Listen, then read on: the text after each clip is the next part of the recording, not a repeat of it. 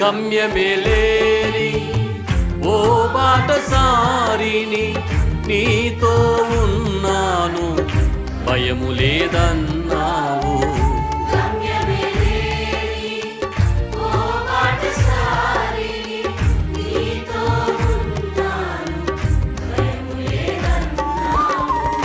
నా శక్తి చేత కాదు నీ ఆత్మ ద్వారానే, నా శక్తి చేత కాదు నీ ఆత్మ ద్వారానే వాగ్దానము నెరవేర్చి వారసుని చేసావు. వాగ్దానము నెరవేర్చి వారసుని చేసావు. యేసయ్యా యేసయ్యా నా యేసయ్యా, యేసయ్యా యేసయ్యా నా యేసయ్యా.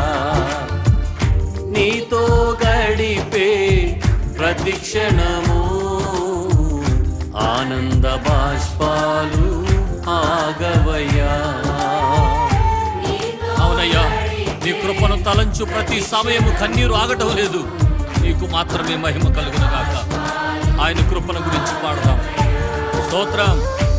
కృప తలంచగా మేలు యోచించగా, కృప తలంచగా మేలు యోచించగా, నాగళమాగదు స్తుతించగా నిన్ను కీర్తించగా.